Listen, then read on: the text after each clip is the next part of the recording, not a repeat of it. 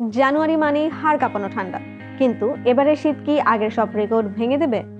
গত কয়েক বছরে আমরা শীতের দাপট অতটা না দেখলেও আবহাওয়া অফিস বলছে এবারের জানুয়ারিতে ধেয়ে আসতে পারে 4 থেকে 5টি শৈত্যপ্রবাহ। কিন্তু আপনি কি জানেন, বাংলাদেশের ইতিহাসে এমন দিনও ছিল যখন তাপমাত্রা হিমাঙ্কের একদম কাছাকাছি চলে গিয়েছিল।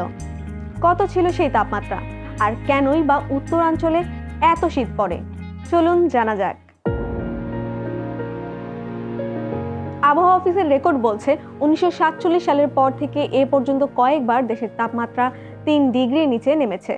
তবে প্রথম বড় ধাক্কাটা আসে 60-এর দশকে। 1964 সালের চায়ের দেশ শ্রীমঙ্গলের তাপমাত্রা নামে 3.3 ডিগ্রিতে।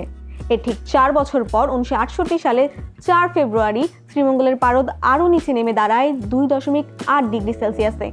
কয়েক দশক ধরেই এটিই ছিল দেশের সর্বনিম্ন তাপমাত্রার রেকর্ড।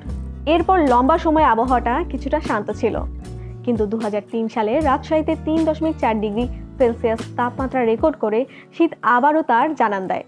ঠিক 10 বছর পর 2013 সালে উত্তরবঙ্গের রংপুর, দিনাজপুর ও সৈয়দপুরে তাপমাত্রা নেমে আসে 3 থেকে 3.5 ডিগ্রির মধ্যে। মানুষ তখন বুঝতে পারে শীতের ধরন বদলে যাচ্ছে। কিন্তু সব রেকর্ড ওলটপালট হয়ে যায় 2018 সালের 8 জানুয়ারি। সেদিন পঞ্চগড়ের তেঁতুলিয়ায় তাপমাত্রা রেকর্ড করা হয় মাত্র 2.6 ডিগ্রি সেলসিয়াস। এটি বাংলাদেশের ইতিহাসে এখন পর্যন্ত সর্বনিম্ন তাপমাত্রা। একই বছর সৈয়দপুর, ডিমলা এবং কুড়িগ্রামেও তাপমাত্রা 3 ডিগ্রির কোটায় নেমে এসেছিল। তেঁতুলিয়ার সেই রেকর্ড আজও অটুট। বাংলাদেশের সর্বনিম্ন তাপমাত্রা উঠেছে, রেকর্ড করা হয়েছে 2018 সালের জানুয়ারি মাসে। এটা 2.6 ডিগ্রি সেলসিয়াস তেঁতুলিয়াতে। এটা ছিল ইতিহাসের সবচেয়ে কম তাপমাত্রা। এছাড়াও বিভিন্ন সময় তাপমাত্রা আপনার সিভিয়ার কোল্ড ওয়েভ ছিল।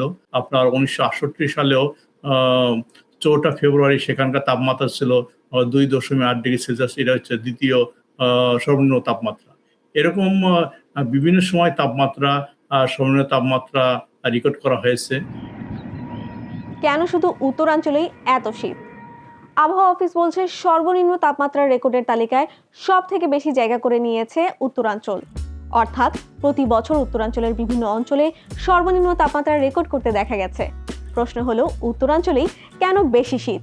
শীতকালে উত্তরাঞ্চলের তাপমাত্রায় সবসময় সবচেয়ে কম থাকার কারণ শৈত্যপ্রবাহ বা তাপদাহের প্রবেশদ্বারই হলো বাংলাদেশের ওই অঞ্চল বলে জানিয়েছে আবহাওয়া অফিস।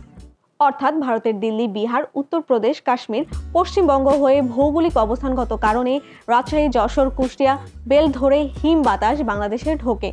পাশাপাশি উত্তরাঞ্চলের ঘন কুয়াশা বেশি হয়, যা সূর্যের আলোকে ভূপৃষ্ঠে ঢুকতে দেয় না। ফলে দিনের বেলায়ও সেখানকার তাপমাত্রা কম থাকে। আবার উত্তরাঞ্চলের বিস্তীর্ণ খোলা মাঠ থাকায় রাতে তাপ দ্রুত বের হয়ে যায়, তাই সেখানে তীব্র ঠান্ডা অনুভূত হয়।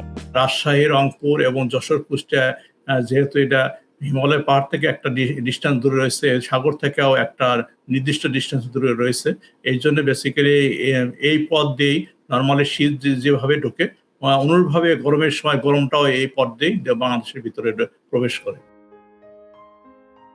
এখন প্রশ্ন হলো, শীতের তাপমাত্রা সর্বনিম্ন হওয়ার পেছনে কারণ কি কি? এর পেছনে একাধিক কারণ জানিয়েছে আবহাওয়াবিদেরা, যেমন টানা কয়েকদিনের কুয়াশা, শক্তিশালী শৈত্যপ্রবাহ, দিন ও রাতের তাপমাত্রার পার্থক্য, কিংবা রাতের পরিষ্কার আকাশ ও জলবায়ুর পরিবর্তনের উপর নির্ভর করে এই তাপমাত্রার তারতম্য। জলবায়ুর পরিবর্তন আর শক্তিশালী শৈত্যপ্রবাহের কারণেই দিন ও রাতের তাপমাত্রার এই পার্থক্য ভবিষ্যতে আরো বাড়তে পারে বলে আশঙ্কা করছে আবহাওয়াবিদেরা। যে সমস্যা হচ্ছে এটা ঘন কুয়াশার কারণে।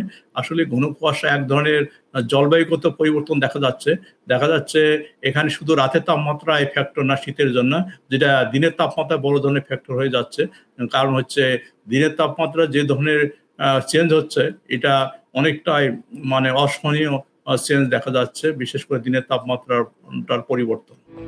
এই ধরনের তথ্য পেতে চোখ রাখুন প্রথমআলো.com/ভিডিও, প্রথম আলোর ফেসবুক পেজ এবং ইউটিউব চ্যানেলে।